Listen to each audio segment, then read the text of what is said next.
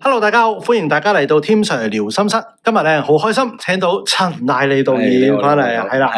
嗱，咁陳大利導演咧，點解我會認識佢咧？最主要就係因為兩部電影啊，一部咧叫做《黃金花》，一部咧叫做《拼命三郎》。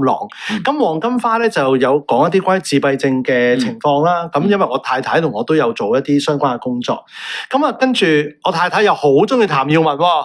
咁一留意到，原來又係陳導演嘅一個作品嚟嘅。咁跟住我就大家喺另外一個焦點視頻都睇到啦，就係我又包場啦，咁跟住請到陳導演過嚟傾下偈，咁所以今日咧就特登揾阿陳導演過嚟咧，再深入啲傾下。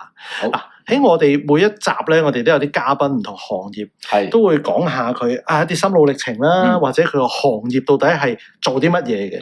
咁其實嗱，導演呢個工作咧，以前我細個睇戲咧，我成日都覺得好有型，因為點解咧？好似攞住個導演筒係咁鬧人噶嘛，可以。而家就唔係好興噶啦，俾人鬧翻轉頭。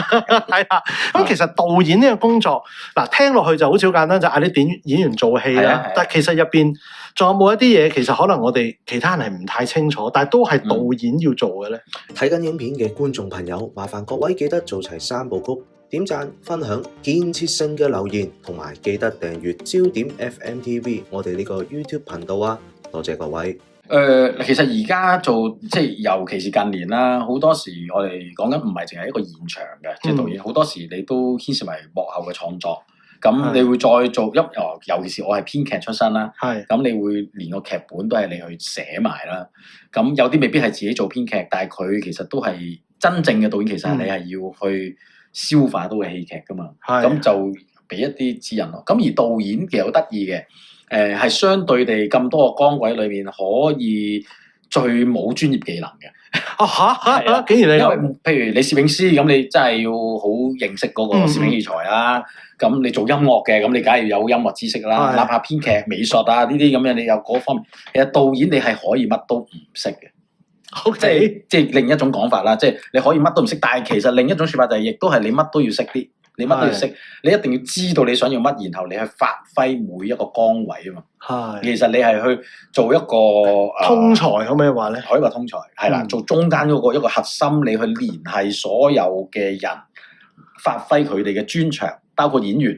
其實你咁呢個叫導咯，即係 direct 就係咁咯。你 direct 緊每一個崗位嘅人，發揮佢哋最強嘅嘢去做你想要嗰個戲劇。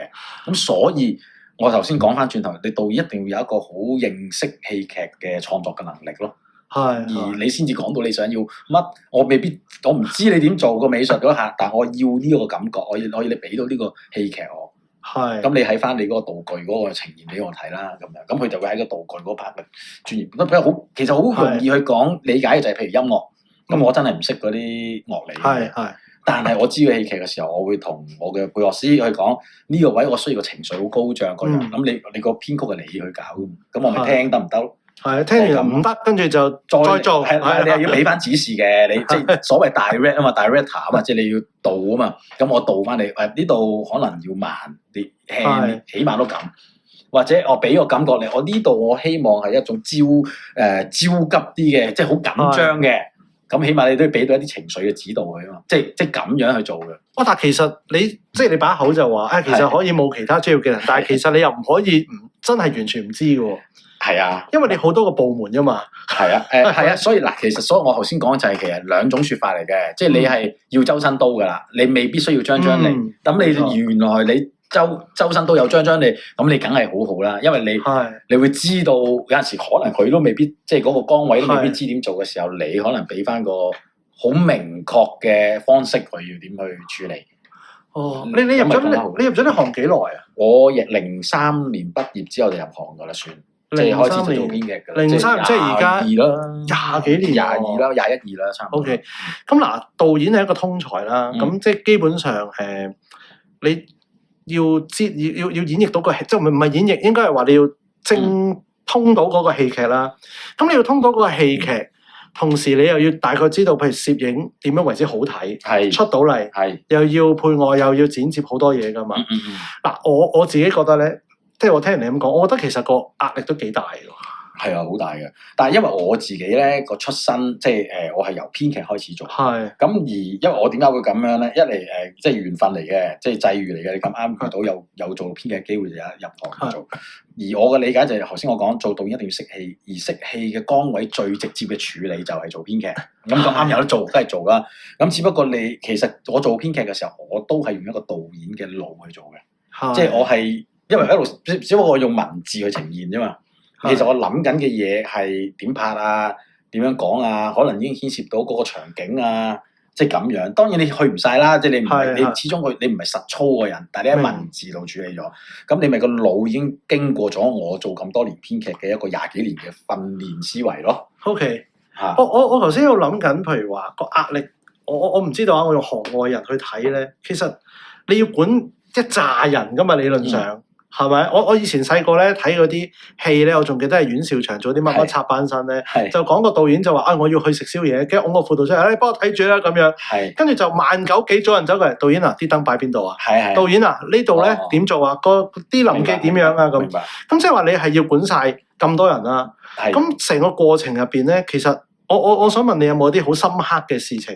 譬如係你覺得哇嗰下我真係想爆啦，即係唔係好定得住，因為我聽過網上都有啦，譬如陳德森啊，甚至陳可辛都試過話拍戲拍到，我明，哇啲情緒想唔做啦，直頭。會嘅。有冇試過咧？我就冇好真係咁試，但係通常都係我就喺個現場嗰個，就係頭先你講好多，其實就係嗰個嚟自溝通嘅壓力啊。即係你全部人都係問你嘅，呢個 judgment 啊嘛。你做完導演就係每一下嘅判斷啱唔啱。咁好多我就係拍戲拍到失聲，講唔到嘢嘅，真係冇個聲。咁我又要人哋幫我去，即係要搭膊頭咁揾人哋幫手。咁又瞓唔到覺啊，因為有啲位就係時間極度緊張啦。即係我哋啲港產片個 budget 好，即係比較細。咁你拍唔晒，同埋有一啲時候你多嘢到你唔知道要點。即係多嘢到啲刻我都唔知點，但係真係全世界拍得個口等緊你，你唔俾又唔得，跟住你又冇得唔拍，你會空白一片，個人突然間冇咗咯，乜即係冇嘢諗到咯，咁係要行開下嘅，即係會可能食支煙啊，或者或者行埋一邊，停一停，但係有啲時候你又冇得停啊，因為嗰啲演員可能即係計緊時噶嘛，你又冇得唔做，或者個場租個場地。所以嗰啲壓力頂硬上咯，咁變咗除咗頂硬上咁，好多需要周邊嘅人幫下手嘅，即係一啲輔導啊，或者你信任嘅工作人員啊嘅一啲合作伙伴去幫你咯，係會有嘅。哇！咁嗱而家即係電影業即係都寒冬啦，已經咁再加埋你嘅工作，其實都好大壓力。咁你通常有冇話用啲咩方法去幫自己減輕一啲心理嘅壓力咧？好現場嗰啲咧就真係都冇乜計，都硬食咗嘅。咁我喺平時就係真係做運動嘅會，係啦，就係跑步嘅我會，即係陽光下啦，尤其是喺陽光下帶氧運動出汗跑步，咁即係你望佢又唔同啲啦，闊啲啦，因為我唔係做 gym 我所以中意戶外嗰啲咁樣。咁我最主要係呢樣嘢嘅啫。咁另一種就會瞓下覺嘅，嗰啲都係一種即係舒緩啦。但係你瞓得多就又唔得嘅。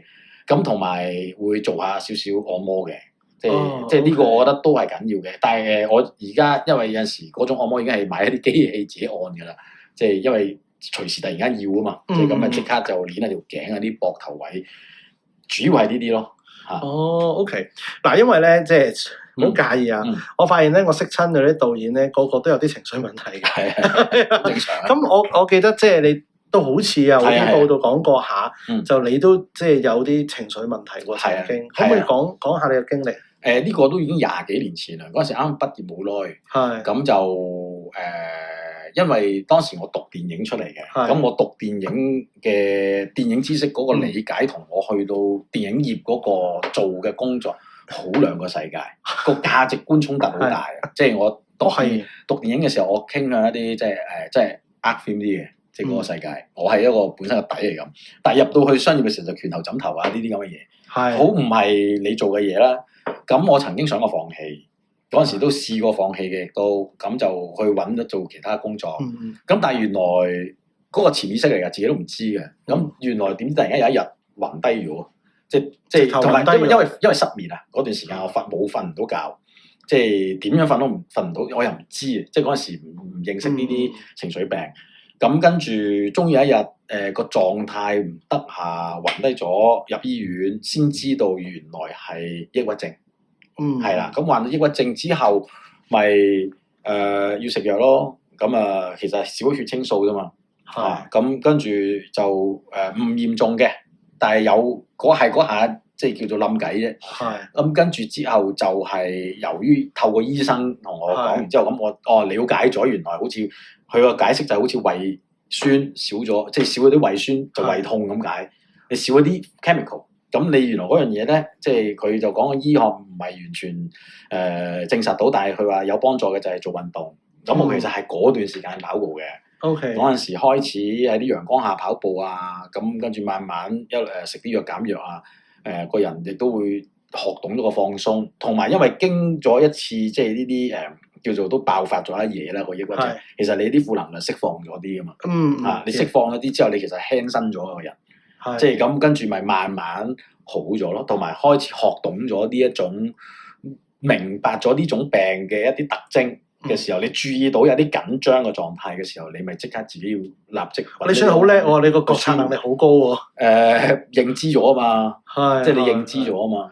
因為好多時候咧，有好多個案啦，佢哋都會係我發病，但係反而佢嗰個病識感唔高啊。即係反而就係啦，好病識感唔高，甚至乎咧可能佢會係更加逃避去食藥。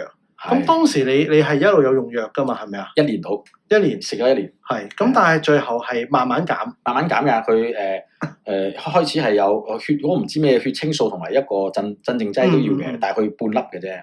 跟住就減1/4粒咁樣，跟住啲藥又唔知點樣，可能一日2次，跟住萬一日1次，總之要覆下診嘅。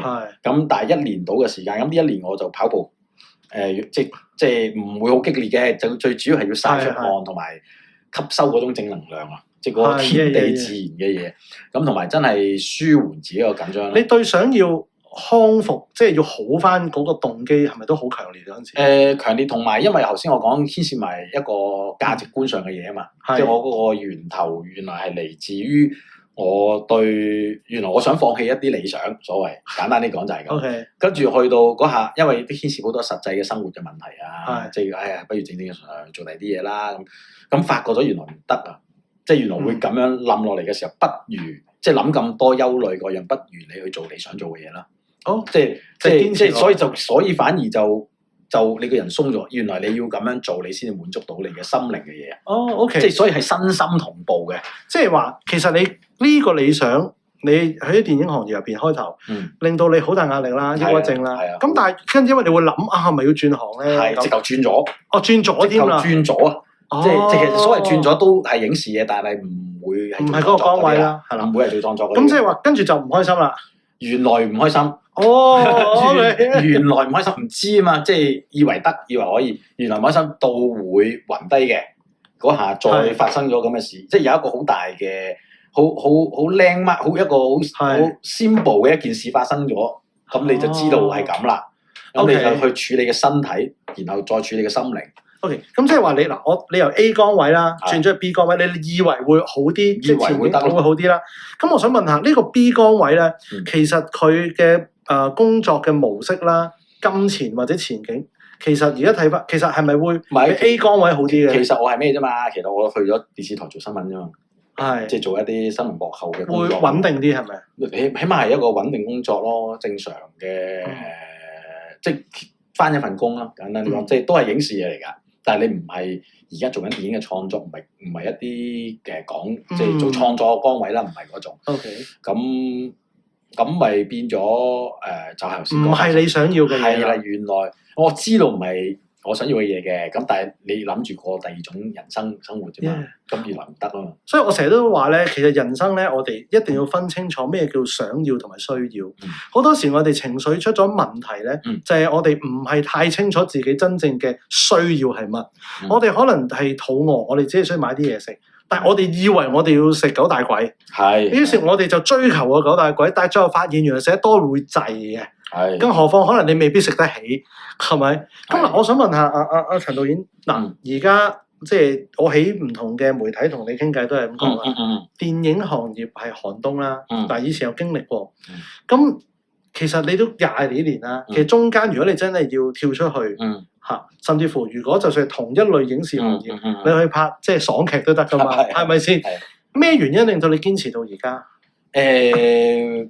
嗱，咁呢個牽涉埋際遇嘅，即係頭先講就係經歷過一個情緒嘅難關，好翻，咁你預咗要捱㗎啦，咁一路捱下捱下，即係預咗，你就係預咗嗰個生活會困難啲啦，一開始，咁就俾我又好彩地做咗幾年後，又開始有啲嘢做，即係開始都 keep 住慢慢穩定，同埋有少少平穩地向上升，咁先至可以去到而家咁。咁但係你嗰段時間你係要堅持嘅，咁我點樣去堅持就係其實係我諗係最主要係開始做嗰個決定咯，即係嗰陣時，因為你已經放開咗啦，我都冇乜所謂啦。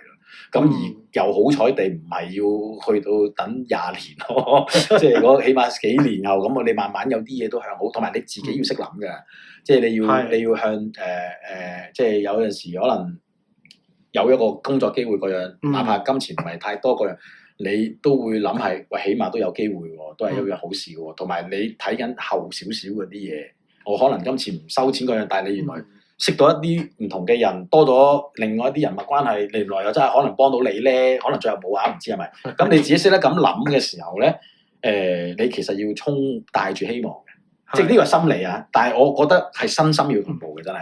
所以經歷過嗰次嘅病啦，好翻之後，其實都係幾能夠令到你好確實知道自己個 calling 係乜嘢，可唔可以咁理解？可以，即係嗰次係一個好大嘅一個人生嘅經歷嚟嘅。咁而我嗰次之後，亦都令到我好中意或者好想去幫人嘅。哦，係啦，即係包括有陣時拍自己，即係自己一啲即係比較個人啲嘅嘢嘅戲裏面，我都幾堅持係最冧尾係一啲要正面啲，希望幫到人，同埋就算我見到啲朋友嗰樣真係有啲情緒健康上嘅嘢，我因為曾經有呢啲咁嘅經歷，我能幫我都幫嘅。即係當然我唔係嗰種專業醫生，即係唔係你呢隻咁樣，我只不過係會提醒下啦。其實好好噶啦，你願意咁樣做。唔係我直頭覺得應該要啦，因為經歷過啊嘛。同埋俾人睇，即係你嗰個身邊嘅朋友，如果真係有情緒問題，多一個人嘅時講一句咧，好多時就已經可以有機會避免咗啲不必要嘅慘劇。同埋我好知道呢一種嗰個吊詭嘅地方，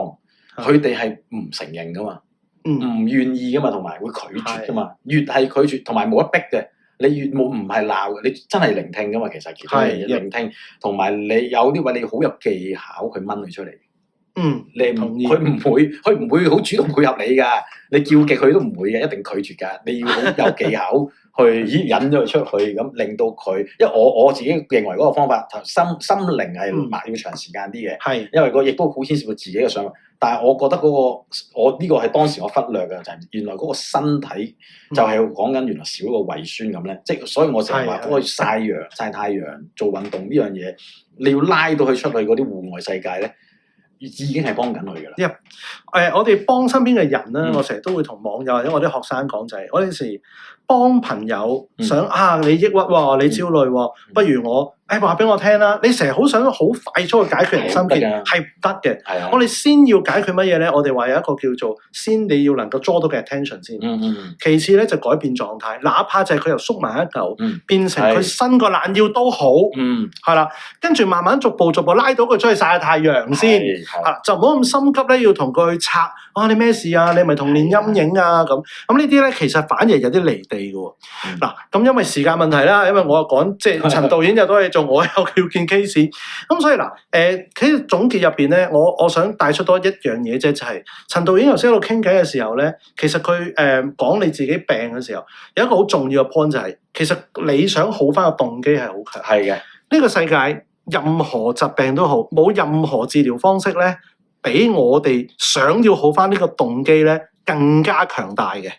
第一步一定係要你 feel 到自己啦，你一定要相信你自己咧係行得翻出嚟，同埋你要願意真係去遵從醫生啦，或者係治療人員嘅一啲嘅叮囑，咁你會一步一步咧慢慢行得翻出嚟，好冇？